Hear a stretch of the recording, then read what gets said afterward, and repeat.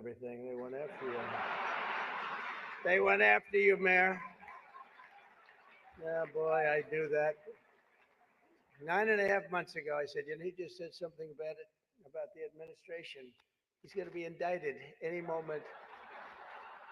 And guess what happened? But you're going to win. I think you're going to win. I know you're going to win.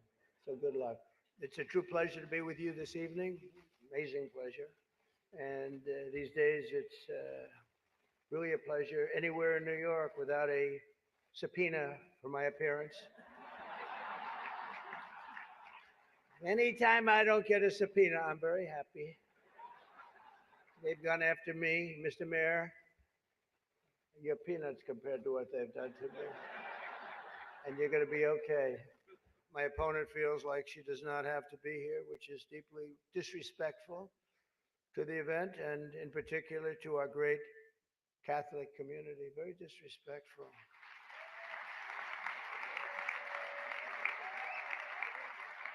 The last Democrat not to attend this important event was Walter Mondale, and it did not go very well for him. He lost 49 states and he won one, Minnesota. Catholic Church, you're helping the poor, educating children, and supporting the vulnerable. But if you really wanted Vice President Harris to accept your invitation, I guess you should have told her the funds were going to bail out the looters and rioters in Minneapolis, and she would have been here, guaranteed she would have been here. Guaranteed. This is my supercut, She would have peeps. been okay. She would have Just been making okay. sure we're live everywhere. All polls are indicating I'm leading big with the Catholic vote, as I should be, But I don't think Kamala has given up yet. She hasn't. Instead of attending tonight, she's in Michigan receiving communion from Gretchen Whitmer.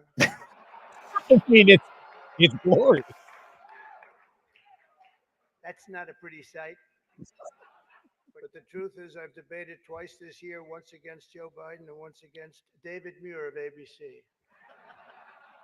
But look on the bright side, Chuck, considering how woke your party has become. If Kamala loses, you still have a chance to become the first woman president. Classic. There's a group called White Dudes for Harris. Have you seen this? White Dudes for Harris. Anybody know? Are some of you here? White Dudes for Harris? Doesn't sound like it. But I'm not worried about them at all because their wives and their wives' lovers are all voting for me. Every one of those people is voting for me. Tradition holds that I'm supposed to tell a few self-deprecating jokes this evening. So here it goes. Nope, I've got nothing. I'm going to stop it here. There's Now, nothing to say. I'm not crazy. I might be crazy, but I'm not wrong. Jim Gaffigan hosted the Al Smith dinner last night, and I remembered Jim Gaffigan had a wild Trump derangement syndrome meltdown, and I'm not wrong. The fix is in. Well, let me ask you this. All right, so any comedian would look at that and go, all right, so somebody this in is the Jim Justice on Department Rogan. was like, he donated Yeah. a lot to our people. Let's make this go away. But here's a question I have. So there is that that level of corruption. But do you look at that level of corruption and see it as equal to what Trump has been repeatedly busted as? Do you see those as equal, or do you see like that as, because I wonder this is if incoherent. like, to me it's like, Can't get it together. like the indictments against Trump, I'm like, it's gonna keep going, right? There's gonna be more things, whereas like this is Okay, we don't need to listen to that. I just thought it was very interesting that it was Jim Gaffigan hosting the event last night. The Al Smith dinner. If you haven't seen Trump's entire speech, you've got to go see it. I'm sure everybody's been watching the same highlights because there were classic ones. What did he say about Tampon Tim? He said Tampon Tim didn't show up either, but don't worry, he'll tell people he did. Great. I mean, obviously he has people writing these jokes for him, I would presume. Good humor, good delivery, deadpan, good timing. And yeah, look at Chuck Schumer there. I was watching Chuck Schumer's face the entire time. Leticia James was there. I mean, you got the who's who of people who are corruptly trying to take down Trump, and Kamala Harris doesn't even show up. And it's worse than not even showing up. Not showing up is an insult in and of itself. She sends in a video, and in her video, she has that jackass buffoon doing the skit. When I get nervous, I like to stick my fingers in my armpits and smell them. What's the idiot cheerleader? I forget her name. Not Sherry O'Terry. Doesn't really matter what her name is. She sends in a humorless, arrogant, like she's too holy to attend the Al Smith dinner at the invitation of the Archbishop. I'm not sure the names of the players in this for obvious reasons, but she doesn't show up. Sends a video, and Trump roasted her. Trump roasted all of the naysayers, and his delivery was amazing. And these jackasses out on the internet this morning trying to make it look like Trump is somehow senile. Oh, look at that. He paused here. He can't even do his reading. You dumb bum. Do you not know what delivery is of a joke? She has the... Oh, no, he says, we've got someone in the White House now who's got the mental faculties of a child. Can't get out a sentence. Really, it's terrible. Just mental faculties of a child. But enough about Kamala Harris. Let's talk about Joe. It was absolutely glorious. Go check it out, people. Good afternoon. This is going to be well, first of all, it's an amazing show. Anytime Jack Posobiec comes on, it's an amazing show. I love Jack in the plutonic professional sense. He's amazing. He's written a new book called Bulletproof, which delves in. I can't pretend that I've gotten through the whole thing, but I think I know everything that's in that book because I lived through it and I was paying attention to it. And I just find it amazing how Jack has memorialized the events of the Butler failed assassination attempt so quickly, delves into an amazing detail, puts out 3 hypotheses as to what is the most likely narrative, so to speak, to explain away what happened. And we're going to talk about it and a bunch of other things. But before we even get into any of that, let's thank our sponsors for the show. By the way, they accuse Trump of being tired and not being a man. I'll tell you one thing: if Trump isn't taking Be Naked organs, can you imagine what this guy like? Oh, he looks tired, mother effer. If he's not tired, he's superhuman. I'm tired from just being a parent and trying to do this daily and walk dogs and live life. He's campaigning 24/7, doing events, long format podcasts. They tried to blow his head off 3 months ago. He goes back to Butler. Psychologically, it's got to be tiring. He was on Bongino this morning, and it was great. Oh, he looks tired. You do what he does, you wouldn't survive a week. But bottom line, there's a lot of low testosterone men out there. Tim Walls, I'm not looking at you. These days, it seems like society wants to turn men into soft tofu-eating cuddle machines. Testosterone levels are tanking, and the world is pushing out weak, hand-holding agendas for those types of men. But if you're the kind of guy who'd rather wrestle a bear than sip a soy latte, you need Naked Organs. This isn't some lab-made potion. From the land of participation trophies, it's 100% pure bison organs, liver, kidney, heart, the kind of stuff that puts hair on your granddad's chest, packed with B12, iron, zinc. It's the antidote to low T, which is short form for low testosterone, and all the nonsense out there. Keep your testosterone high and your masculinity unapologetic.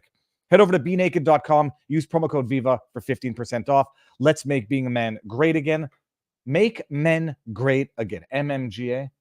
There's something in there. Be Naked. It's a partner with Rumble. Check it out. Parallel economies. I got mine. Where the heck is my jar? Yeah, it should be somewhere around here. I got mine, and it's good. It's first of all, it's a supplement. You just pop it down, and there you have it. And the other thing that I also just got my reload on this week was 1775 Coffee, people. Another Rumble partner. Most K-Cup pods, those little things you stick in the machines, like I don't even want to name the competition, but I will. They suck. You don't know what's in it. Low quality beans, mold, pesticides in a sealed plastic container that keeps it a guessing game. Studies show these contaminants are a big problem in mass-produced coffee, and roasting doesn't burn them off. They're still in your cup. Enter 1775 Coffee's new K-Cup pods. They aren't your typical low-grade mass-produced excuses for coffee. It's delicious, robust, puts hair on your chest coffee right after you get the hair on your chest from your Be Naked organs. Their new K-Cup pods are locked and loaded with single origin, high altitude beans, handpicked for real flavor. No filler, no mold. Whether you're into medium or dark roast, I take it dark. They also have mushroom blend to boost your brain. 1775's got your back. So instead of drinking crap And instead of supporting crap companies who don't respect you, they'll take your money and then they'll dump all over you. Go to 1775coffee.com/Viva, 15% off. Grab a 24-pack and stop settling for mystery coffee. 1775. Both links are in the description, in addition to a link to Jack's book. Oh, Lordy. It's an amazing thing. We're going to have to talk about it very briefly. If you trust the government, you're an idiot. Period. Now, people are going to say, Viva, but you trust Donald Trump, or you would trust Donald Trump if he comes into position of power again. I would say yes, I would, because that's an individual with something of a history. But that doesn't mean that I would just gobble down anything that comes out of any administration, period, full stop. That being said, I know that Joe Biden and his administration under Kamala Harris are confirmed liars. And I know all of you TDS-afflicted soy boys out there, oh, but Trump is he's a proven liar too. They have a fact check of 26,000 lies. Bullshit, and enough of it. If you trust the government, you are an idiot. And we're going to get into it today with Jack. The latest, I mean, I put out the tweet and it's almost a joke. And then as I'm sitting there, it's like, how long do I want this tweet to be? The COVID shot is safe and effective. Whoops. It doesn't prevent transmission. We were moving at the speed of science. And it causes myocarditis at increasingly high rates among certain age demographics. There is no inflation coming out of Janet Yellen's mouth. Oh, wait a minute. There is inflation, but it's transitory. Oh, no. It's permanent, but it's Putin's inflation. Crime is down, said the FBI 6 months ago. Don't worry, I got a couple of tweets here. Whoops. Crime is up. Someone said you should have put the job reports in there. Oh, jobs are up. Oh, whoops, they're down. They had to reduce the number by 818,000 jobs from their initial report. It's report then revise, apparently seems to be the MO. That one might have been good enough, but not quite, because it's got to be the actual inverse. It's not as high as we said it was. It's the opposite of what we said it was. Crime is up. Whoops, crime is down. Russia just bombed and killed 2 civilian farmers in Poland. We need to invoke Article 5 and go, oh, no, sorry, that was Ukraine that did that. Someone said also Russia bombed the Nord Stream pipeline. Whoops, that was Ukraine. Whoops, that was the U.S. And Biden's good for another 4 years. Whoops, Biden is withdrawing. I'm going to just pull up one tweet here because it's still up. Is it still up or is it? Ah, for goodness sake, it's not. I didn't bring it in the backdrop. It doesn't matter. I see Jack in the backdrop. Go and look up Pete Booty Jedge tweets from 3 months ago. Crime is down, people. Oh, I know it's all political. No, I have to bring it up. It's too good not to bring up. Crime is down. And anybody who says otherwise, it's politics. Oh, that's right. No, forget it. I'm not doing it. Jack's in the back, and I'm not going to be disrespectful. Jack, are you ready to come in, sir? He's ready. All right. Go look at it. And the tweets are still up. 2 of them. Crime is down, and it's all political if you don't believe it. Jack Posobiec. Sir, how goes the bet?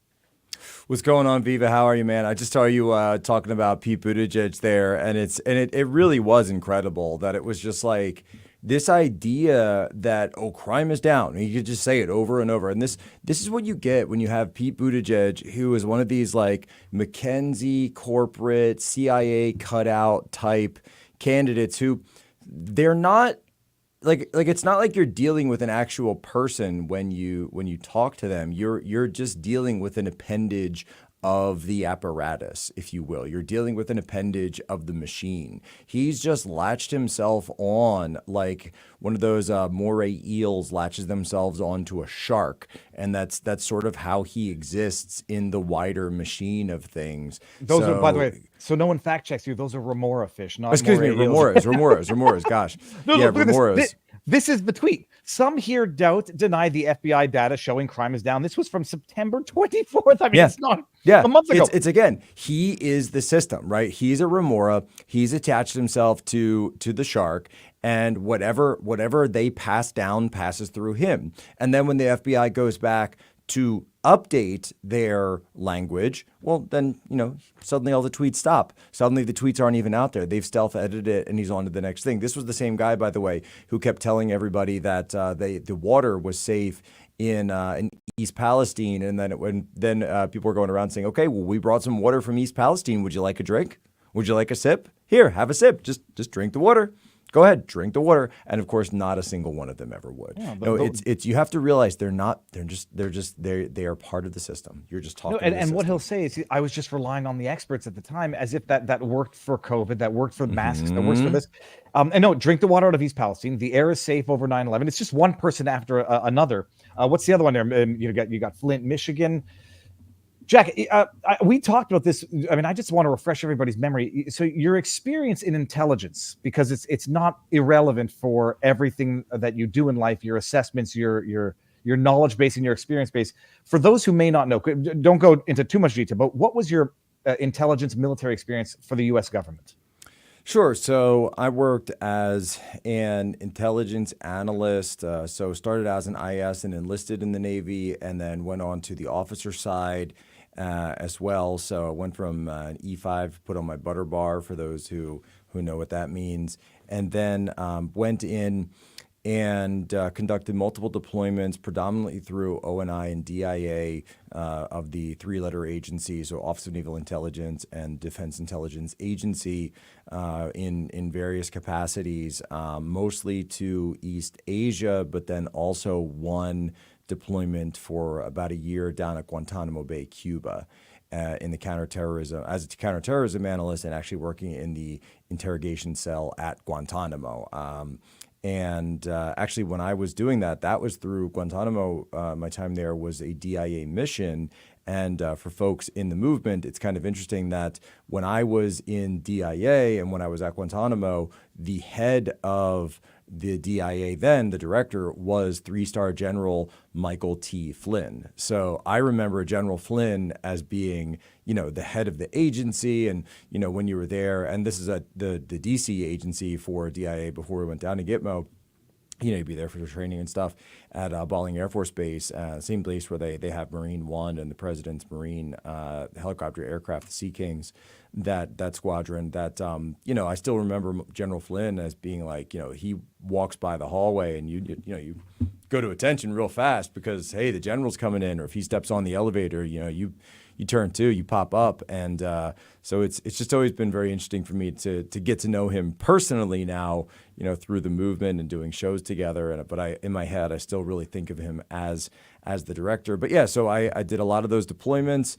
Like I said, mostly East Asia, a little bit down in Guantanamo Bay in the counterterrorism world. Have worked with special forces and various capacities as well for different operations, and really predominantly on the collection side as well as the analysis side for intelligence. Obviously, I have to be a little bit vague, but that's what I did for almost a decade of my life. It's amazing because it offers trustworthiness to some extent, although some people say once intelligence, always intelligence. Poso is a Fed, once CIA, always CIA. I was never CIA. I've been to the CIA. I've been to the old building and the new building over at Langley, and I've worked with the CIA pukes, and but I was never. I've been to all the three-letter agencies that you could think of, NSA in Fort Meade, and been down to NGIC, and I've been to NGA, and that's where they do the imagery. I've been to I've been to the J. Edgar Hoover building and worked with FBI in a variety of capacities, and those guys are just oh man, talk about jarheads.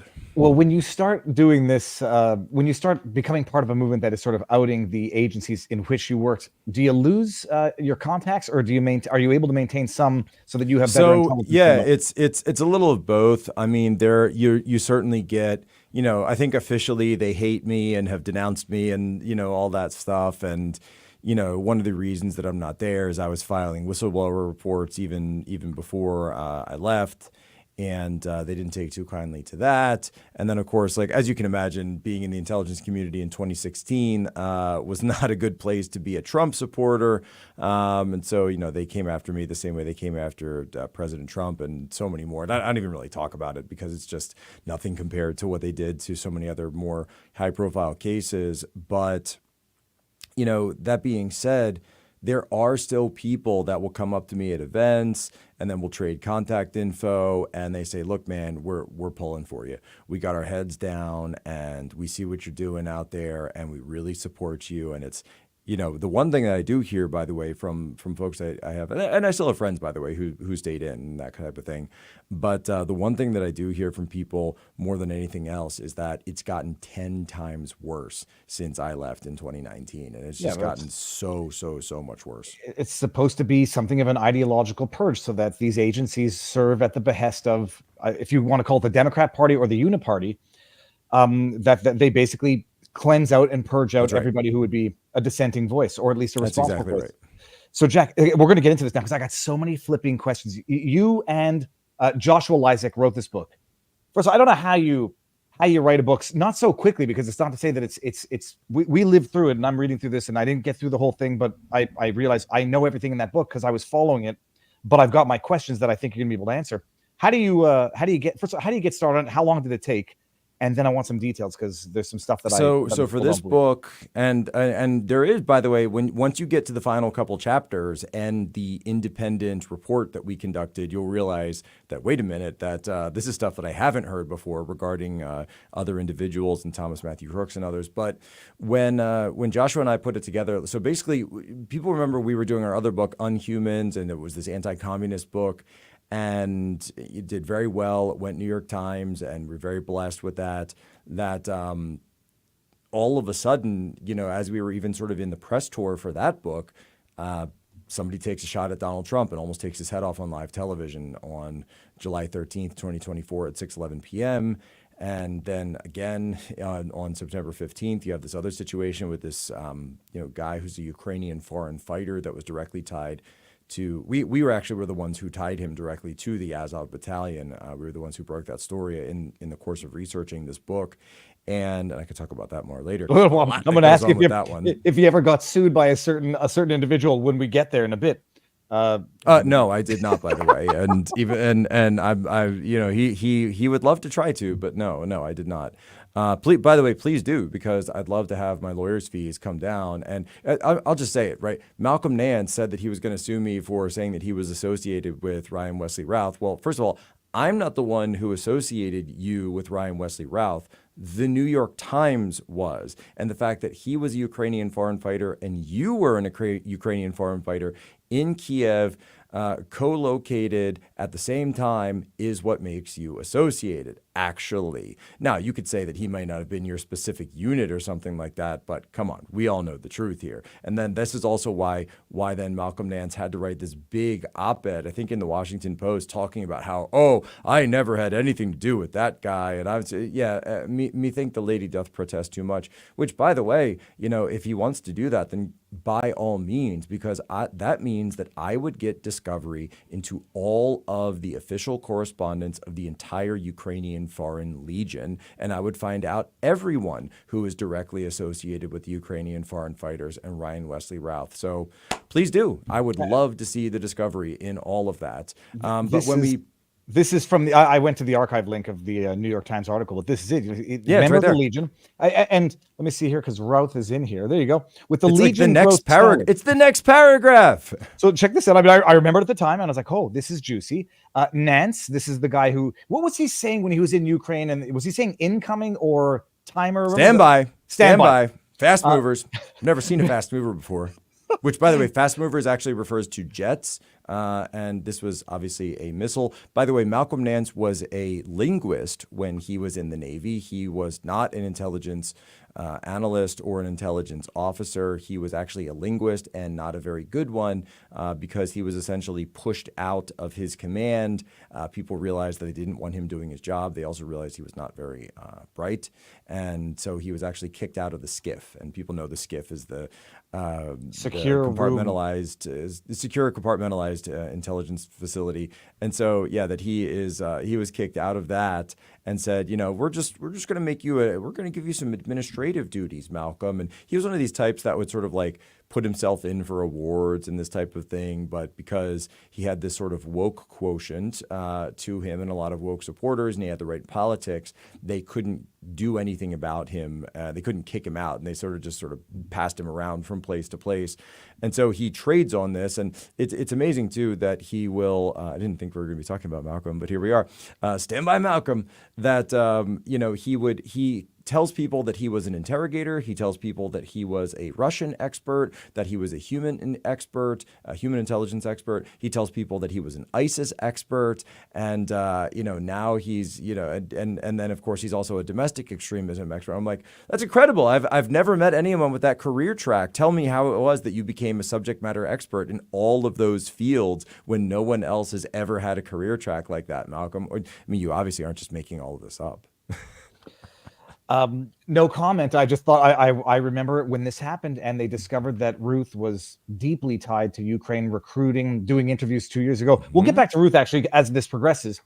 But you were asking me how we wrote the book, and it was the question before we digressed, but I blame that on you, and and my own ADHD. But it's going to happen time and time again. Don't worry. Oh, sure, but no, it was basically funny enough. So Joshua reached out to me and said, Jack, we should write a book about this. And I said, you're crazy. You're crazy. We don't have time. There's no way. We just did one book. The book did really well. Why would we put ourselves through that torture and suffering yet again, especially with the election looming and all of this? And he said, Jack, it's just too important. I think we have to do this. And I was like, well, all right, let's see if we can. And then I get a message from Tony Lyons, who is the publisher of Skyhorse, and he goes, Jack, you and Joshua should do another book. And I'm like, man, I've got all of this, and it happened. I said, you know what, we're just going to do it. So it was a lot of sleepless nights, and we wrote it over the course of about a month. And I'm in the process of recording the audiobook right now. I'm just putting kind of the finishing touches on the audiobook version for Bulletproof. And that was one of the things that, one of the notes that we got back from the previous book that we had done together was people were saying, hey, how come you didn't do the audiobook yourself? Why didn't you read it? And I said, well, we kind of contracted it out. It was just faster. And people said, no, we want you to do it. So we did do it for this one. However, there's a little bit of an Easter egg in the audiobook for folks. And I don't know, well, Viva, well, let me ask you, you said you're an audiobook guy, is that right? I'm only audiobook. That's my fault. I remember talking about this. So you said you were an audiobook guy, and I explained that I couldn't give it to you because it's not done yet. I could give you like 80% of it, but it's just literally not finished. But as an Easter egg, so I did do the entire book. However, there's one chapter that is not done by me directly, because I just kind of wanted to see if, and I don't know, I'm kind of a technophile in many ways. You did an AI generated voice. I did an AI generated voice of myself. So I took, all of the chapters that I had read, and then I said, let me just see if I can do this. And I go over to AI, cloned my voice, fantastic clone. And then I just sort of teased it out to get the inflections right. And we do have one chapter of the audiobook is actually an AI version of me, but I'm not telling anyone which one it is. I want to see if people can guess. I guarantee you I'll be able to get it without a question. I ran this by my wife and she couldn't even tell. Wow. I ran this by my wife who, knows me better than anyone, and she couldn't tell. Let's get into we got to get into the details of this because the book goes into meticulous detail. We all lived through it, and so those who did are aware of this. But some fact versus fiction. Again, the first question is how many official recognized assassination attempts have there been on Trump? Because people say it's up to like 4 now. There was an Iranian guy back in 2016, or it might not have been Iranian. I'm sorry. There was an attempt back in 2016 at a Vegas rally. Do you know how many official, Yeah, and we include that in the book. There was one in Vegas and another one in Dayton, Ohio, where it was, both were situations where someone tried to rush the stage. And in one of the situations, it was the Vegas one, the man actually attempted to grab the firearm from a Secret Service officer and then rush the stage with it. So armed themselves with the Secret Service firearm and then rushed the stage, used the firearm to then kill President Trump. Obviously, they were both stopped. In fact, the individual in the Dayton situation was later profiled and interviewed by CNN and given this incredible puff piece by CNN where they put him on air, right? By the way, this is the same CNN who, when you watch these Gerdusky clips right now, that when he goes on the panels, they'll say, oh, Donald Trump is trying to go after his enemies. Donald Trump is going after his opponent. He's going to do this. Kamala Harris was saying it with Brett Baer the other day. And I say, wait a minute. When I want to talk to Steve Bannon right now, who I do talk to on a regular basis, I have to do so through a DOJ approved email app with Merrick Garland's thugs looking over my shoulder because Donald Trump's chief strategist is currently in jail right now. Then CNN is the same network that took a guy who tried to rush the stage at the Dayton, Ohio rally and potentially kill or at least injure Donald Trump, and they put him on air. And so we run through a lot of this, a lot of the culpability that we believe the media and the establishment have had over the years, and we detail those throughout the book. So when we talk about assassination attempts, I think largely, and President Trump has mentioned in a couple of interviews recently, he's done so many, I couldn't even tell you which one it was, but he mentioned two. So in his mind, there were two that involved instances where there was an individual waiting out with a sniper rifle. One instance, of course, Butler, Pennsylvania, on July 13th. Attempts to take out Trump. Later then does, by the way, murder Corey Compatore, and the book is dedicated, of course, to Corey, and actually met his family at the second Butler rally, and his family deserves answers, I think, more than anyone, by the way. And then the second, of course, being September 15th at the West Palm Beach Golf Club, where you have this, as we were talking about, the aforementioned Ryan Wesley Routh, who was waiting at the sixth hole while President Trump was already at the fifth green. So what was one hole away from having President just a couple hundred yards from within range of his SKS Kalashnikov rifle that he was lying in wait for. So those are the two.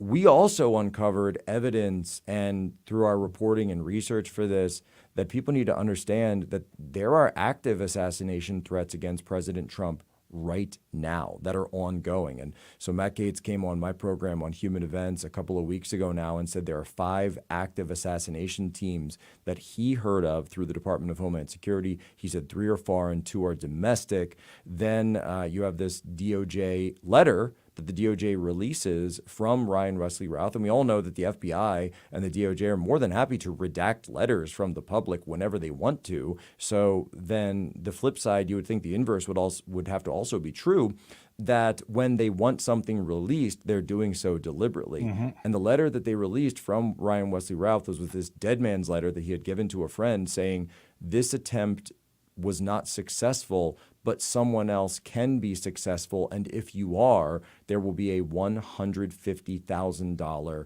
bounty. And through our reporting, we've heard that that money that he's referring to may actually refer to the bounty that's been put out by Iran and the IRGC, the Iranian Revolutionary Guard Corps, on President Trump. So I don't know that if Routh was directly communicating with Iran or he had just heard about this through some sort of intermediary, but we've seen he was traveling between Kiev and Istanbul and Taiwan and Taipei on a sort of, it almost feels like a CIA global tour of the places that they were at, even talking about Afghani foreign fighters and trying to bring them over to Ukraine, which is a classic CIA move, that you would take foreign fighters that have been trained and then move them from one proxy war to another. I mean, this goes back to the Halcyon CIA days of the 1960s and 70s, knocking off regimes in the third world.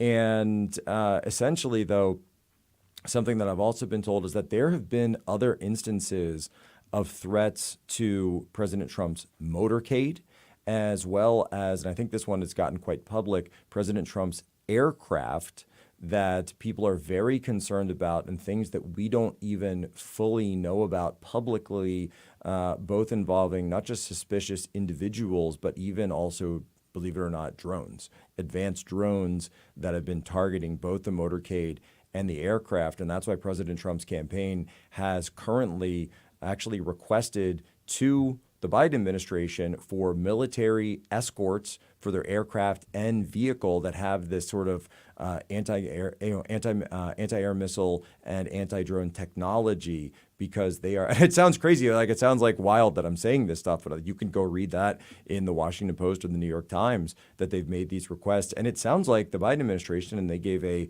comment to CNN saying that they would support such requests and that he's even using decoy planes. So when we talk about the situation, and we've hired our own private investigators to be looking into all of this because we don't trust the federal government. I could talk more about that. But this isn't something that we're just we are getting down sort of the first draft of history of what happened, separating the fact and fiction, but we're also dealing with something that is ongoing. And so what we aim to do with the Bulletproof book and this iteration of it, and there's going to be more iterations as we learn more. This is very much an ongoing investigation. And as we dig through and penetrate the layers on this, I believe that we will find instances of what's really going on. These weren't just attempts. These were failed hits. And that's the way to look at it. Almost like, you're watching a John Wick kind of plot, a really bad John Wick movie, by the way.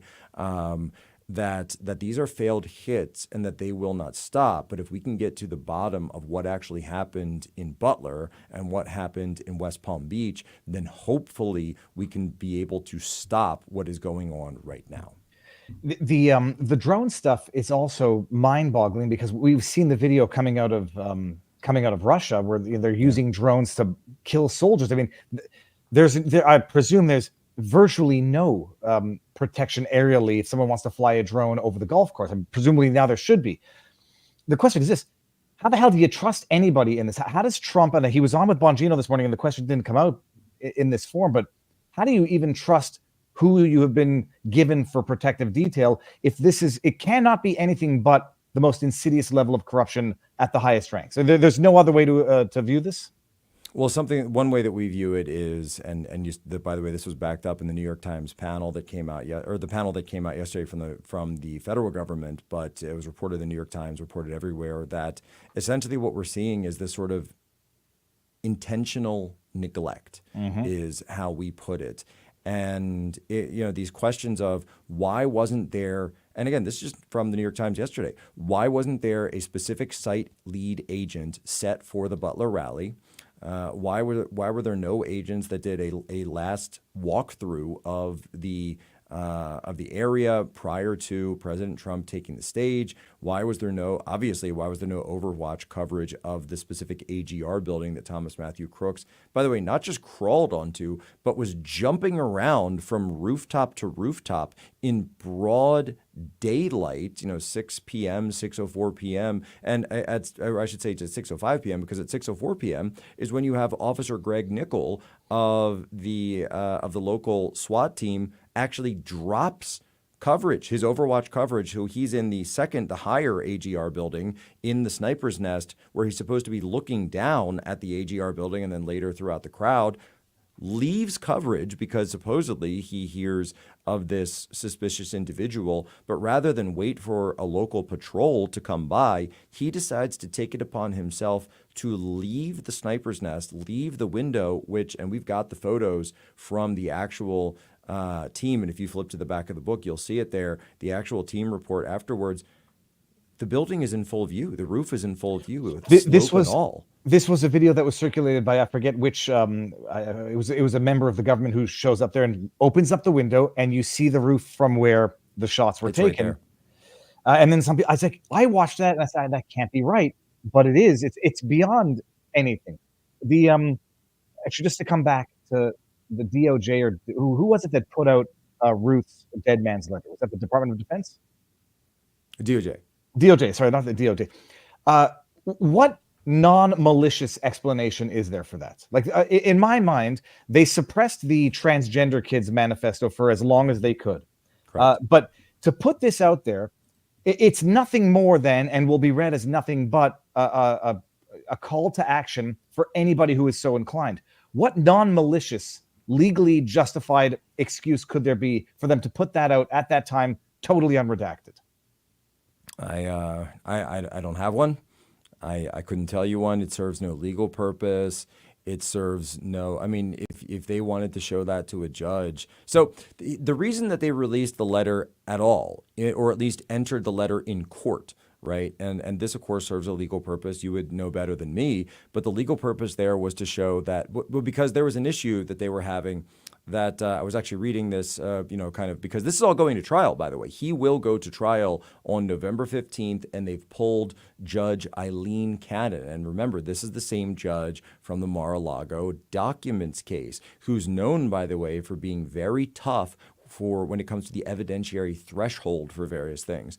And so she isn't interested in sitting there and going back and forth. She wants to get into the data. And one of the issues, though, that I saw this kind of circulating in legal circles was people saying, well, how are they going to charge him with attempted assassination when he doesn't get a shot off? He didn't have Trump in view. And of course, he could argue that he was sitting there trying to protect Donald Trump or one of these things. How do you actually determine his intent? Which, of course, I think we all get from a common sense basis is, kind of silly, but you understand why a defense lawyer would attempt to do that. So what they were trying to do to establish with the letter is establish intent. Obviously, okay, got it, sure. But you easily could have redacted the part about the bounty. Anyone could have redacted. It would have made sense to redact it. The fact that they didn't redact it, again, shows a willful, and this is the point, the willful, it's either intentional negligence or intentional negligence is a form of malice. Intentional negligence is a form of not caring, is a form of not being interested in the safety of your subject, not being interested in the safety of those involved. And for example, when I get a source or I get a document from, we were talking about my sources before, or talking about just any document that I would get, Hunter Biden laptop. So a great example, 4 years ago, pretty much today, I guess, I had full access to the Hunter Biden laptop, October of 2020, and people would say, why don't you just release the whole thing? Why don't you just upload the thing to the internet and let it out there? You know why? Because it's got bank account information in there, it's got cell phone numbers in there, Social it's got security addresses numbers in there, social security numbers, you name it, all of that PII, which number one, would obviously put them in threat. Number two, probably would have easily gotten me banned from Twitter. But number three, it opens me up to potential legal liability for releasing those things that do not have any journalistic value. And so that is why things that we released were either redacted or in many cases, you would take the time to just cut the number off or something like that. The DOJ didn't do that with Donald Trump. J.R. Williams says the letter provides intent for court evidence, but you can, Sure. on the one hand, redact or file under seal. But this is coming from the same, I guess, the FBI that released the photograph of the evidence at Trump's Mar-a-Lago raid, which they then later admitted to having doctored. So I'm looking at that, and in as much as I do demand total transparency, I saw no good faith reason for them to release that letter at that time.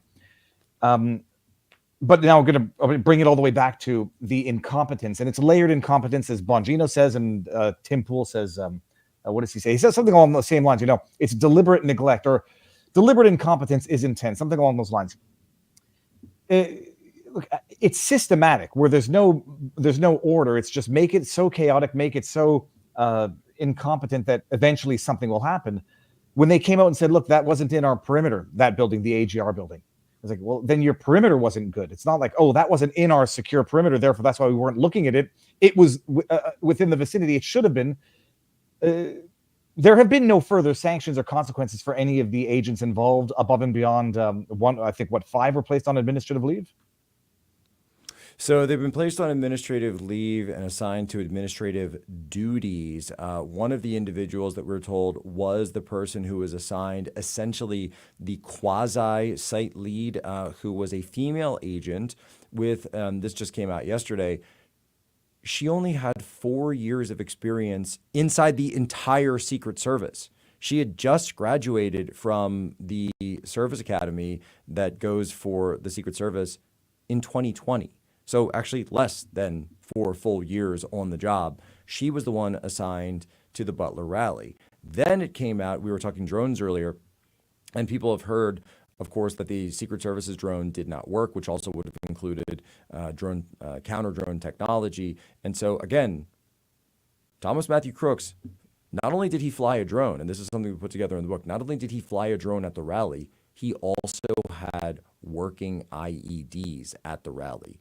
Had he so chosen, and we don't know why he didn't, but had he so chosen, he easily could have used his drone to fly those IEDs directly into that rally on the drone, kamikaze style, like we've seen across the battlefield from Russia to Ukraine, and killed rally goers, killed far more rally goers than just one, killed President Trump, and there would have been almost no way for them to stop this coming from that AGR building. So we were told, just real quick, we were told in the New York Times, it was revealed that the agent who was supposed to be in charge of the drone technology that day had virtually no experience on the program other than taking one online course, and actually spent several hours on the phone with the commercial tech Customer support on customer support, trying to figure out how to get the drone in the air. So again, it's just very obvious. They were assigned the B team. They were assigned a lot of junior level people for this Butler rally. And again, how does this not go to intent? This idea that you would assign someone at an outdoor rally. And I've been to Butler twice now, once for research for the book, and then again when President Trump came back. By the way, I'm happy to report that there were 2 drones flown by federal law enforcement. Obviously, they were probably Secret Service, but I can't tell for sure. But I know they were federal law enforcement, both tethered, one in front of the stage and then one actually behind the stage. So you sort of had this 2-pronged coverage of the entire area, which it's not a big area. It's just really, that's one of the biggest things that people need to understand. And I didn't understand until I was there myself. You know, you see the pictures, you see the aerial overheads, and which we studied in great detail. We provide various points of this imagery and these maps in the book, but when you go there and walk the ground yourself, you realize it's actually quite small. I mean, they say 140 yards from the AGR building to President Trump's, but we actually, when we went there without the rally, without the crowds and the stands and the fencing, I mean, it's just one field. You know, I was running around. My kids were there, and we were, you know, you could make that run in a couple of minutes. It's very close. The drone incompetence is amazing also. Like, and I just say this from my own perspective. I'm a drone enthusiast. I had to take an online course and pass basically an aerial aviation type course in Canada to get a license. And the idea that, oh yeah, we can't figure out how to get it in the air, let alone use it properly, because it's not totally intuitive. So no drones, layered incompetence, quite clearly. The IEDs, this is something, flesh this out. Where in the hell is this 20-year-old loner learning how to make IEDs? Because there was some discussion as to whether or not there were in fact explosives, whether or not he had them in the car. Issue about the silverware at his house having been polished, which some people took to mean, I don't know what they were trying to get from by way of material for that. But he had functional IEDs. Where in the name of God's green earth would he have learned how to make IEDs? That's right. And by the way, I would also say about the no silverware in the house, it is possible that was confiscated by law enforcement. And I do just want to put that caveat out there, because there's a lot of these loose threads out there, and we want to be careful when we're conducting any investigation. And again, I've hired private investigators for this. They're on the ground in Bethel Park. They're going through Butler because we don't trust the federal government on this.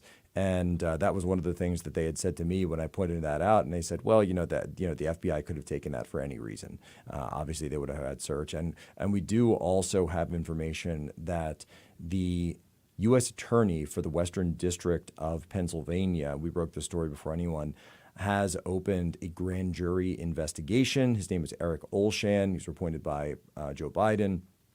And we have reason to believe that he is trying to build a case against Thomas Matthew Crooks' father, Matthew Crooks. And I've got some reporting on that, but we have reason to believe that appears to be the case that he's looking for, but is not digging into these very questions that you just asked. How did he build the IEDs? Where did he get the evidence, or where did he get the blueprints for this? Because, by the way, these were not the typical type of IED that a domestic terrorist builds, going all the way back to the anarchist cookbook days. I was just going to drop that as a reference. When we were kids, you had the anarchist cookbook, and that's where I learned. I never had the anarchist cookbook, Viva. I'm sure you never did either. No, Canada's much more lax when it comes to things like that. I remember exactly what it looked like. How old are you, Jack? We're the same age, right? 45? I'm 39. 39. Yeah. Well, I'm that's because I look so young. I'm joking. Yeah. The anarchist cookbook, and it taught you all the potassium nitrate, sugar, saltpeter. Right. Back in the day when saltpeter was sold at pharmacies, it's no longer sold at pharmacies for obvious reasons. No, it's not. And I've actually, funny enough, with some of my DIA training involved bomb making, not like Tom Sauer EOD level, but I've had some familiarization courses on how bomb making works, and it's a fascinating process when you're really just mixing chemicals and then you see it happen. It's really incredible to see how powerful this stuff is. So it is wild because he's building IEDs and he doesn't have a book. And if he does have a book, he bought it or he rented it from a library. And if he didn't have a book, he's looking online and there's track. And we know nothing of that yet, where he learned this stuff. So we have reporting that he may have actually purchased these plans because, again, this is not it's not a pipe bomb. This wasn't pressure cookers like the Boston bombers in 2012. No, this was 2013. That this was it was something new. He was actually using ammo cans and using that to make his mix, and then he had detonators that would have set off the explosive substance within the ammo cans that were then linked to a remote, which of course the FBI says, and again, this is FBI says, so take that with a grain of salt. They claimed that the remote was set in the wrong position for it to go off, which of course, he obviously could have easily just switched to the other position and at any time. And but they said these were active. They were active IEDs. These were not inert. These were not decoys or some kind of J6 training device or implement. These were the real thing. And the idea that that we have reporting that one of the theories is that he was using so he would use these online encrypted accounts that he had based in various countries around the world to order various implements for his ammunition and for many things that he was using online to sort of build these different devices. And so the theory that was going around in the national security space was that he was using those as well to mask his movements and mask his traffic online and potentially communicate it online to get the blueprints basically for these devices, or the anarchist cookbook level of understanding the recipe for how to build this, and then downloaded that and then was using those and testing those prior to this event. And we have information that's in the very back here in our, skipping ahead to our independent report. So this book essentially establishes the first iteration of the report, and we do intend to have more because we want this to be an ongoing investigation, and the book sales will go to support that. We have reason to believe that when he was conducting testing with these IEDs, that he was not alone. It's almost inconceivable that he would be alone. My only mind-blowing realization was that they were active and not dummies like some suspect the pipe bombs in Jan 6 were. Okay, so they might be going after the father, which might expose something of a family plot here. The encrypted accounts, were those bank accounts or were those communication accounts? Email. Okay, fine. And then the disposal of the body. There is also no good faith answer for why they would have cremated the body so quickly before they could do. I don't know what other tests would have been relevant, but there's no good faith explanation for having cremated the body so quickly.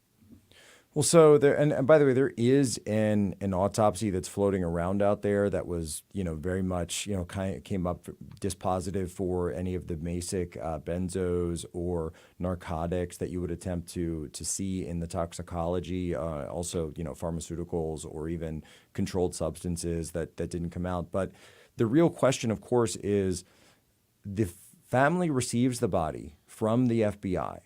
The FBI does not release the body to the coroner, the local coroner in Butler, and this came out in one of the congressional investigations where they were asking to see the body and went to the coroner, and the coroner says, "I haven't received it from the FBI." Contacts the FBI. The FBI says, "Oh, the body's already been released to the family, and in fact, it's already been cremated."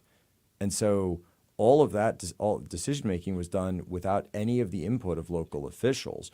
Also, you have the FBI cleaning up the site of the top of that AGR building. The day after? The day after, which is it's just never done. The FBI in its routine course, there's obviously TV shows and people know about CSI type operations that the FBI runs, but the cleanup, no, this is not done by FBI. This is never done by FBI, but for some reason they cleaned this specific roof. And by the way, so I visited the site for my site survey and doing research probably just 2 weeks after the shooting.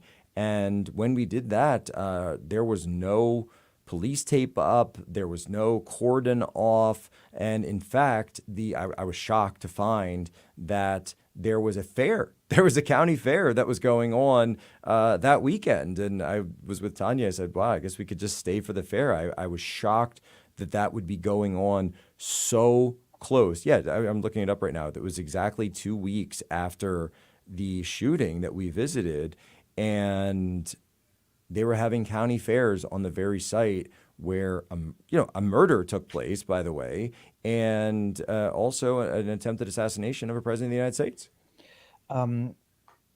Do we know who shot? How many times he was shot? Who took the fatal shot? From the distance from which they took the fatal shot? It appears that he was shot once, and so you have to remember the way his body was laying. So he was lying prone. So it appears, according to the autopsy that I saw, that he was shot through the mouth, basically, because remember, this was all they could see, and he was essentially hit through the top of the mouth, and then it came out the back of the head, and that it was conducted by that second Secret Service counter sniper team. He has not been publicly identified yet. No, the person who took the shot. Okay. Fallout. So there's by the way, I've got the names, and in the book we do have the names of the local police, but we were not able to obtain the names of the Secret Service agents yet. So you have this, and in the fallout of the investigation to this, you'll tell me if I'm not being hyperbolic. The committee hearings, congressional hearings that followed, was basically like putting on blast how deficient, incompetent the Secret Service was, and basically an open invitation to any more sophisticated would-be assassin to do it now while the door is still open. Am I being overly cynical, or do you think that was the intent, or if it wasn't actually the consequence? Yeah, well, I do think that was part of the consequence. I wouldn't say that Congress had that intent, but clearly any outside group looking to wish harm on President Trump, whether it's Iran or one of the cartels, or you take your pick about the people that this guy has threatened and that his policies have threatened, from the military-industrial complex to even the multinationals who are all in on this migrant invasion of the United States, making billions and billions of dollars off of this, to the tariffs that he's attempted to put on foreign countries to cut off the trade. It really is a dog's breakfast of potential suspects, real rogues gallery. Arkham Asylum kind of comes to mind. But when you look at the listing and the delineation of the failures, and we identified, so just for Butler, we identified 12 independent failures that took place just on that day. And the question we ask, of course, is, were these failures? Because something that we believe is that the point of a system is what it does. And so the real question to ask is, was the intent to secure President Trump? Or perhaps was the intent to unsecure President Trump that day? Because if that were the case, then in fact it was a resounding success. And so I'm just pulling up here. I've got it. I want to read this verbatim for you. So of those 12 instances, we took all 12, and Joshua and I, neither of us are mathematicians, so we went to AI. And we asked AI GPT-4 Omni, which is the latest OpenAI iteration of GPT, to assess the probability that these 12 independent security failures would occur at the same time a trained gunman with malicious intent would arrive to a Trump rally and attempt to shoot and kill him. The probability that was returned to us was 1 in 1 septillion. And I know people are like, what the heck does that mean? I was thinking trillion was coming. Let me see here. Septillion, which is about the same. And by the way, the odds of being killed by a shark are about 1 in 3.7 million. The odds of winning the Powerball jackpot are 1 in 292 million. And basically what you're looking at here is the odds. This is the same odds of flipping a coin and it coming up heads 93 times in a row. Those are what the odds are. And then we asked GPT-4 Omni, what would your analysis be of this situation. And I want to read this part for you verbatim. This is what it concluded. This is not me. It's not Joshua. This is GPT-4 Omni. Call it a social experiment, as it were. This probability suggests that the occurrence of all of these failures and the presence of the shooter is extraordinarily unlikely by chance alone, raising serious questions about whether these events were truly random. Let me bring up this visual, which many of us have seen. This is what the perimeter, the so-called secure perimeter looked like. They put the eye in there, and the people call it the Pac-Man perimeter as a joke. This is what it looked like. This is the gap that was left out of the perimeter. This is not a fake image. No, that's it. I've been there several times now. Okay, so I mean, in my mind, there's not a question that it was not an accident. There's not a question it was deliberate. That is. Oh, I want to add it. That is simply deliberate. Period. Full stop. You can't call it a perimeter if you've deliberately carved out a roof that would have otherwise been within that perimeter. Period. And what people need to understand as well is it's not just the roof. So there's a fence line there, and you can see this in some of the videos that were released, that there were people who, sometimes people show up late to a Trump rally, or they reach capacity and you can't get in, and various things. Uh-oh, Jack froze. I don't know if that's me or Jack. Let me just double check. Did Jack freeze? Or is it me? Let me see if Jack is still there. Hold on, people. I'm just double checking in our locals community where I'm going to get a quick answer. Did Jack freeze or is it me? My internet connection is good. But now I'm starting to think it's me. Jack did. Okay, Mr. Jack froze. Okay, fine. So when Jack gets back, do I refresh? I'll leave it up here. At least he froze in a good, flattering pose. Yeah, the Pac-Man, remind me, everybody, I'm going to get to as many questions as I can. I'm going on Jack's show after this show, so we're going to be back-to-back, but the conversation's not going to be congruous. The Pac-Man perimeter is the most obvious.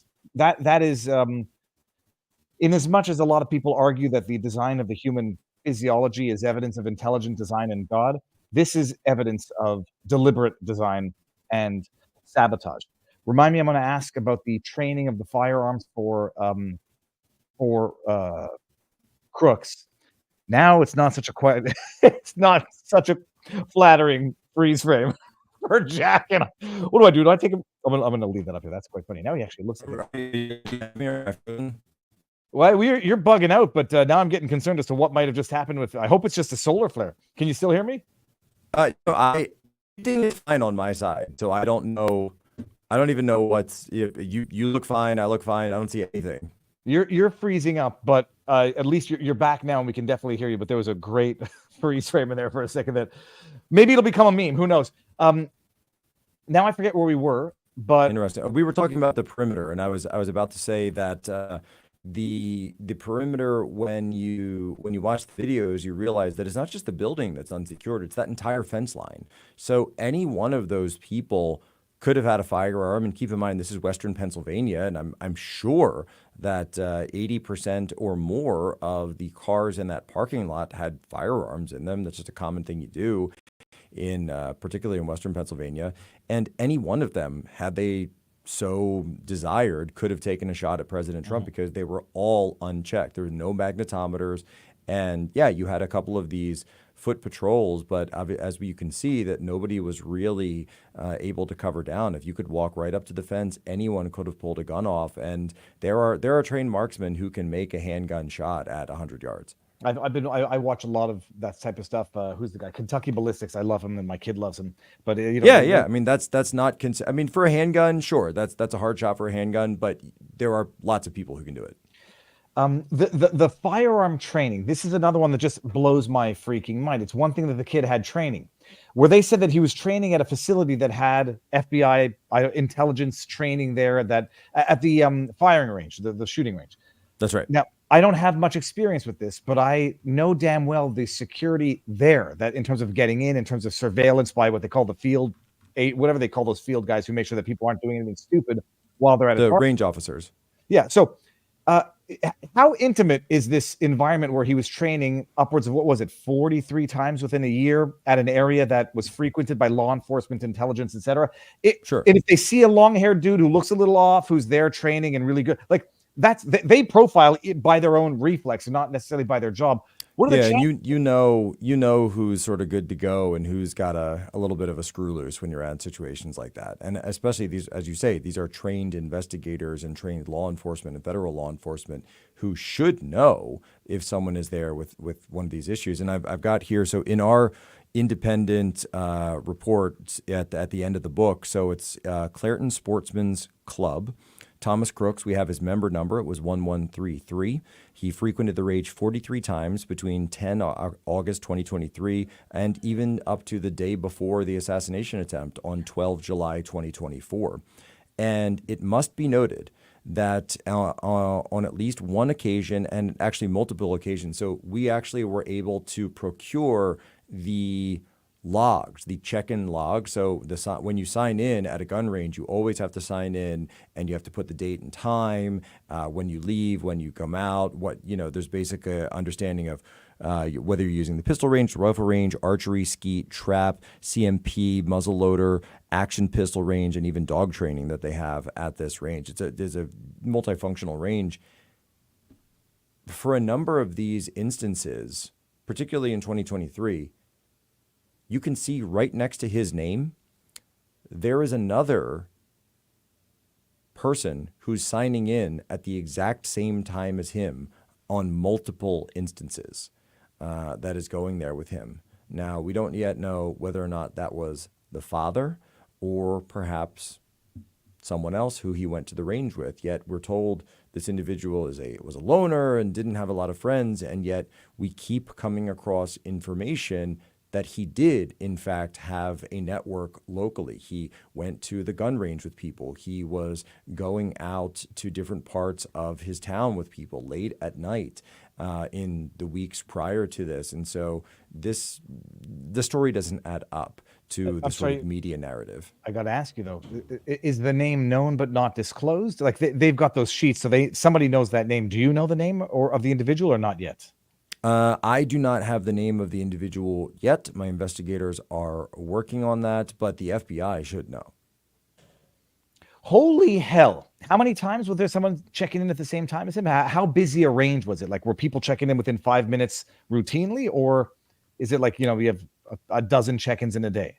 It's a pretty big range, pretty busy range. So you can see on, we've just got the sheets that have his name on it. And so you can see a lot of check-ins. And throughout almost every single time he went throughout 2023, he's got, dozens of times where he's going in with this other, and you see it again here, 424, 12:35 p.m., and then 424, 12:35 p.m., Thomas Crooks, and again and again and again. And it's redacted in the document you have? In the version that I have, it's redacted. Holy hell. Here's another one. Here's another one. 9/11 in the morning. So, 9/11, a very specific time, not a time that you would be, a very early time to go to the gun range, a Saturday morning kind of time. And he's right there, and you see it again. He actually wrote down the time, 9/11, like not 9:10 or 9:15, 9/11. Exactly. That's also that's typical. You would see that at gun ranges, that people would be specific like that. So he writes 9/11, and of course what you're also seeing is that someone else is not using the same handwriting, and then also you see that they are using that it says 0 guests, so this was another member, and and then they're also using the same type of ranges. So they're both here using. They both have deposited, and they are both. And for this day, for example, they're using the rifle range. That typically he was using the rifle range. That would put me on such a mission to find out that the identity of that person, not to dox or disclose, to get that. Who would you need by way of a whistleblower to get that information? I mean, how do you know who has that info in the investigation that the FBI is conducting? Well, you'd either need an FBI agent who is willing to do so, or obviously someone at the firing range itself. And Suffice to say, the firing range was not interested in. Yeah, providing I that think information. they got the message. That's wild. That's a fact that I did not know. Amazing. Jack, I'm coming on your channel at 2:00, right? 2:05. You are. So we actually have to wrap up here so that we can have time for you to come Yeah, on well, my you, show. you, I'll close out my show after you take off because I know you got to get prepared for yours. I wanted to just get a few questions that I know that are sitting in the backdrop, and I'll read the chats when Jack is gone. But very quickly, Ruth, because now we're dealing with this guy here who arguably, but not definitively, has ties to foreign entities, whether or not they're foreign interests. Ruth had been in the media recruiting for Ukraine, without being called out until only recently. I did give somebody credit because apparently like in June or July of this year, he was called out by someone saying this guy's a liar. He's doing, whatever. I think they might have been calling him out because he might have been getting too vocal about illegally trying to recruit an army for Ukraine. But he had been giving public appearances and being, I don't know, celebrated is the word. What's the status of that investigation? He's going to trial, but what? So he's going to trial. So he'll be going to trial on November 14th. Which of course is just after the election. And again, there are lots of questions regarding how it was that he was able to do this travel, how he was able to pay for this. We're told again and again that he didn't have funding, and yet somehow he was able to travel to places like Istanbul, Turkey, and Taipei, Taiwan, back and forth from Ukraine, and then going to Honolulu. Those are very expensive flights for anybody out there. Even when you've got a MyPillow hookup, those are pretty expensive flights. And so Markenzie Lapointe is the U.S. attorney for the Southern District of Florida that has drawn this case, and he will be trying it, we're told, directly. He's got a couple of assistant U.S. attorneys along with him. So you've got Markenzie Lapointe. This information has been very close hold. But again, when his name first came out, so Ryan Wesley Ruth, his name first comes out, his photo first comes out, and I have basically his photo came out, and through a reporting process, I was able to use facial recognition to take his picture. And we were trying to, by the way, find social media accounts that were associated with him. So we took his picture and we ran it through a facial recognition database that scours the entire internet looking for other instances of that same exact face. And you should have seen my reaction. Imagine my reaction when the first page of results that we get in this search includes a propaganda video for the Azov Battalion, a neo-Nazi battalion that has specifically been trained by the CIA to conduct assassinations, and which the New York Times had even reported last year that, or earlier this year, I should say, that has conducted assassinations, the Azov Battalion and these other battalions, inside of Russia. And of course, they claimed the CIA had nothing to do with those, and the CIA would never, condone assassinations in a foreign country that we are conducting proxy wars with. I mean, just ludicrous, completely ludicrous to assume that there'd be any connective tissue between the CIA and assassinations. They don't do those things. And so it blew my mind that, and of course, the Azov Battalion even released a statement saying, "Oh, we had nothing to do with this individual, and he just happened to be in that recruitment video that we had put together." And really, really begs the question of, look, when it comes down to it with Ryan Wesley Ruth, I think that the easiest way to prove that there were more people involved, and obviously this guy had a lot of deep connections, but the easiest way to prove that there were more people involved in this, it's not just the stolen license plate that he was found with. It's not just the training that he received either on the battlefield. I was actually told that he wasn't in combat in Ukraine, but he received training while he was in Ukraine. How did he get the gun? This is a guy who was a felon going back for 20 years. Yep. He didn't have the legal ability to buy a firearm like that or to possess a firearm like that. Shows up outside the president's home, by the way, because he wasn't just outside the golf club. He had been going to the home, Mar-a-Lago, and going to the golf course multiple times over the course of a month after he had given the dead drop letter to the dead man's letter to his friend, saying that talking about the bounty and saying this wasn't successful. The gun itself was unregistered. I saw the comment just there, and it had the serial number shaved off. So that begs the question, of course, did this gun come from Ukraine? Was this a Kalashnikov, which of course is a rifle that's ubiquitously used by both sides over there? Did this come from Ukraine? And did obviously received his training in Ukraine? It wasn't, it's not a veteran or anything like that.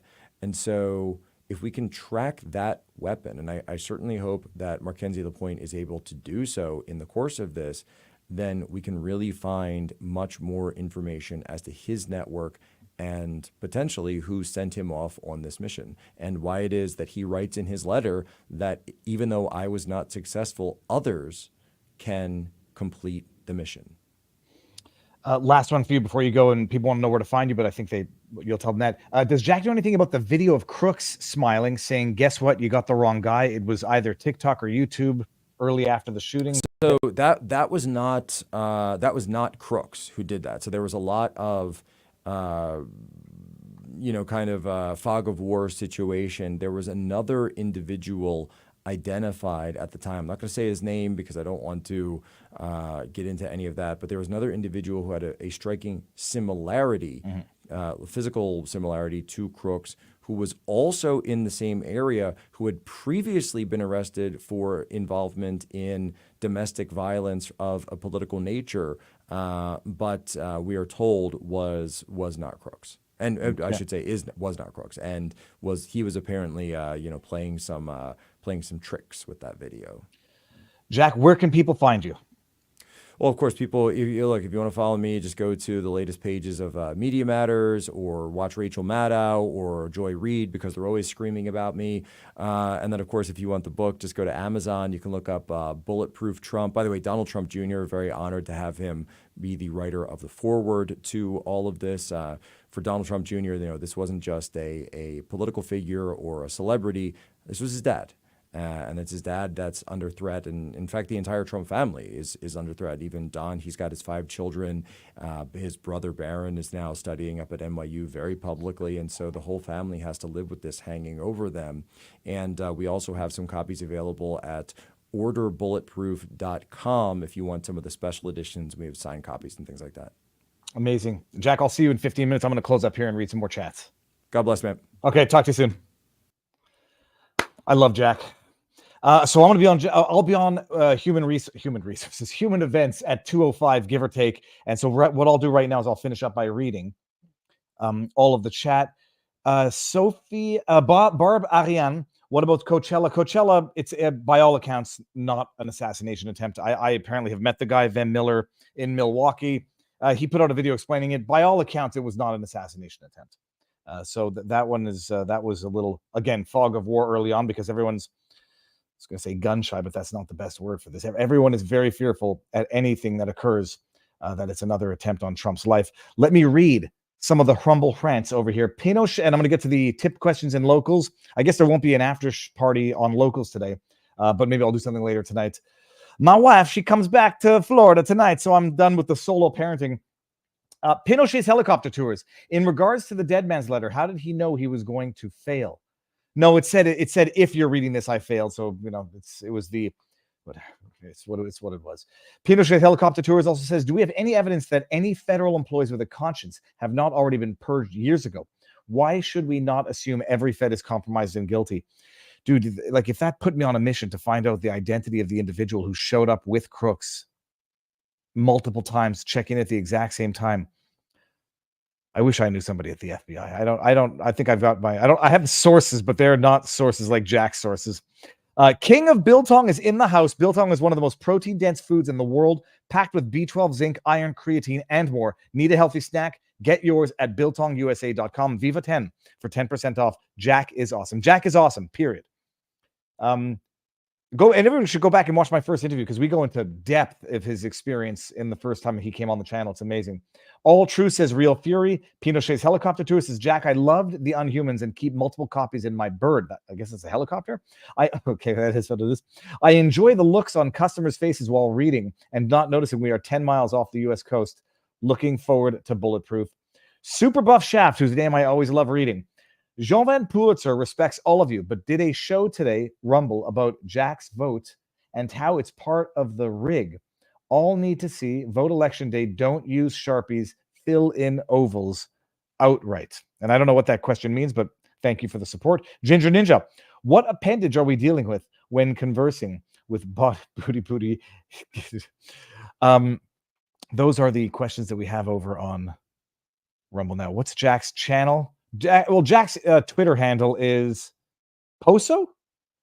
I love it. Jack, there is nobody on the face of the earth that plugs my pillow, Mike Lindell's pillow, as well as Jack. Jack's handle is, come on, man, Jack Posobiec. It is at Jack Posobiec, which I remember he said it was like Eastern European. I forget what language it was, the mouth of something. Posobiec, Posobiec. That's his handle. Jack Posobiec on that place. Viva, could you ask him what the catalyst was for the league? Oh, shoot. That's what I wanted to ask. Barnes and I are going to talk about it on Sunday for sure. Although maybe I'm going to ask him on his channel now. So you know what? I'm going to screen grab that. I'll get that question to him when I show up on Human Events in a few minutes. And then if we go over to our above average Viva and Barnes Law Viva Barnes Law .locals.com community. Boopsy said, does Jack know anything about the video of Crooks? Okay, I read that one. Jopper, $5 says, I believe they're trying to get Trump on the run and on the run. Let me read it properly. I believe they're trying to get Trump to run scared and make him use smaller indoor and less effective rally venues. 1,000% is the incidental. Even if they fail, that's what happens. They're trying to kill him. I mean, it's not. Then we got Jopper says for $5, fast movers refers to missiles in the Expanse series. Then we got a wonderful meme. Sorry if I'm redundant. Just got here. Would love to get a Bannon update if you haven't already given one. And we got. I'll just show everybody. Badass McBadden in AI format sitting in jail. Bada bing, bada boom. Check that out. I want to see what Bannon looks like. Prison. Oh God. Okay, so let's stop screen there and let's go back and get the rest of these. Escape. That was from Legum Geegum, sorry. Then we got Encryptus. Just want to thank you for having Poso on. Love the work he does. Does he need an AI guy? I can put you guys in contact, see if he needs anything. Question with boldness, even the existence of a God, because if there be one, he must be more. Okay, let me read this again here. Question with boldness, even the existence of a God, because if there be one, he must more approve of the homage of reason than that of blindfolded fear. Thomas Jefferson. That's beautiful. Did you see Tucker Carl? This is from Encryptus. Did you see Tucker's interview with Harmeet Dillon? She gave a full history on Kamala failing upwards. One interesting factoid was that fact that Kamala has only tried 10 cases in her entire prosecutor career. Encryptus, I listened to it the other day, and it's amazing. I think he said like 8 or 9 cases, but she had minimal experience, even as a transnational prosecutor of cartel gang. She's a effing liar through and through. Period. Bank your vote. We know we have a Bongino fan in the house. Bank your vote. Get out there. Vote. Everybody vote.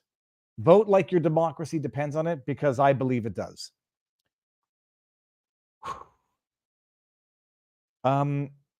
Let me get this out of here now. Okay, we get that out.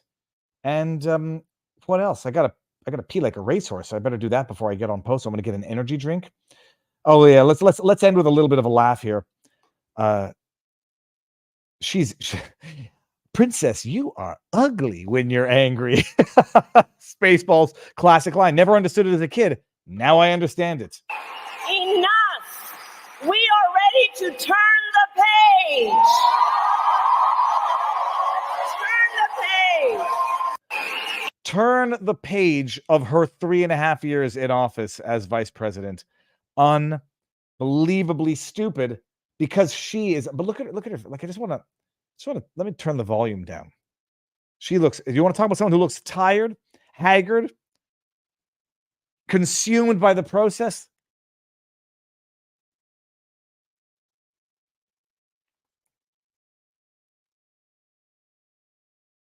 It's really oh, look at that's the face. Like, it's the scowl. It's the sneer. That right there. Everything is. It's a sneer, like a Ugh. That's Kamala, people. All right, peeps. So let me see if I've got my link yet to share. I got to get off not incognito, do not disturb mode. So that's it, everybody. It's Friday. Friday. I will put out clips on Viva Fry. Podcast will be on Viva Barnes Law for the People on Podbean. And what else? I'll try to get a video out later today. And locals, I'll get with you later this afternoon. Hopefully, I'll have the results of my MRI, which I should probably call up and see what they said on my knee. Still hurts. All right, so that's it. Everybody, thank you for being here. Sunday night's show is going to be a banger. We're going to get to the question about the recent Department of Defense amended directive and whether or not it says what people fear it says. And that is it. Thank you all for being here. Viva Fry for some merch. VivaFry.com if you want to get some wonderful merch. VivaBarnesLaw.locals.com if you want to support the work that we do. You don't even have to be a paying supporter. You can just become a member, and you have these things called coins, and you can do whatever you want.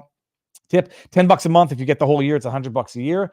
And I thank you all for being here. And now I'm going to go get psyched and prepared to go on with Jack.